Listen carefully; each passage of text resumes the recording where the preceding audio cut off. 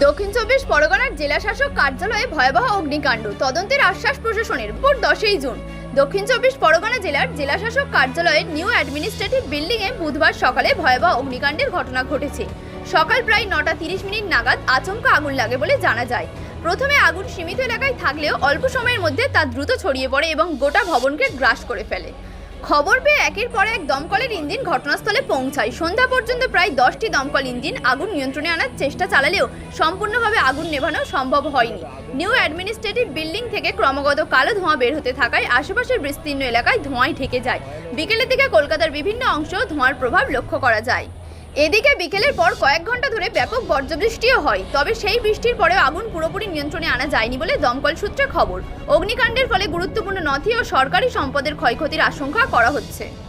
দক্ষিণ চব্বিশ পরগনা জেলার উপাধ্যক্ষ অনিমেষ মণ্ডল জানান, আগুন লাগার প্রকৃত কারণ খতিয়ে দেখতে পূর্ণাঙ্গ তদন্ত করা হবে। তিনি বলেন, এই ঘটনা জেলার মানুষের জন্য বড় ক্ষতির কারণ এবং প্রশাসন বিষয়টি অত্যন্ত গুরুত্বের সাথে দেখছে। এটা তো বলা খুব কঠিন বিষয়, তবে এ নিয়ে তদন্ত কালকে থেকে শুরু হবে এবং ডিএম সাহেব এসে বলে গেছেন জেলা পরিষদ তরফ থেকে একটা এফআইআর করা হচ্ছে যে কীভাবে আগুন লাগলো এবং কেন লাগলো।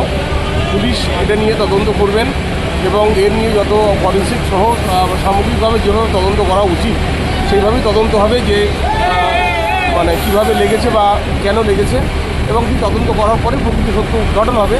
তবে যে ক্ষতি হলো এটা অপূরণীয় ক্ষতি এবং জেলা পরিষদের ইতিহাসে এত বড় আগুন অন্তত কেউ বলতে পারবেন না যে এত দীর্ঘ সময় ধরে সকাল 9টা থেকে এখন ধরুন 4টে বাজতে গেল, এখন অবধি কিন্তু আগুন নিয়ন্ত্রণের মধ্যে আসেনি। এখন আমরা মনে করছি যেভাবে এই ধরুন 7-8টা গাড়ি যেভাবে কাজ করছে, আরও ঘন্টা 2 মানে চেষ্টায় অন্তত আগুনটা নিয়ন্ত্রণে আসতে পারে বলে আমাদের মনে হচ্ছে। দেখা যাক যে গড নোজ কী হবে, আগামী দিনে কতটা তথ্য পাবো আমরা কি পাবো না, নদী কতটা গেছে কি যায়নি সেটা কাল পরশুর মধ্যে জানা যাবে। আচ্ছা, যা অবস্থা দেখলাম আগুনের, তো এই মুহূর্তে জেলার জন্য কতটা ক্ষয়ক্ষতি বলে আপনি মনে করছেন? প্রচুর। এটা দক্ষিণ চব্বিশ পরগনা জেলার ক্ষেত্রে আমি বলবো, দেখুন ফরেস্ট ডিপার্টমেন্টের একটা অংশ গেছে, আমাদের কর্মদক্ষদের রুম সবই গেছে, গ্যান্টিনেট এডুকেশন সিস্টেমে ডিআই অফিসের ডিআই সাহেবের রুম, গ্যান্টিনেট সেকশন চলে গেছে, হর্টিকালচার চলে গেছে, অনেকটা একটা বড়ো অংশ নদী ভিএল সেকশন চলে গেছে। সুতরাং অনেকটা একটা বড়ো অংশ নষ্ট হয়ে গেছে। সেগুলো তো খুবই কষ্টের ব্যাপার, মানে এবং বিল্ডিংয়ের ক্ষতি যা হলো তার সঙ্গে সামগ্রিক নথি এবং সামগ্রিক মেশিনপত্র, কম্পিউটার ইত্যাদি এবং তার আসবাবপত্র থেকে শুরু করে সমগ্র জিনিসের যে ক্ষতি এটা অপূরণীয়। ধন্যবাদ আপনাকে।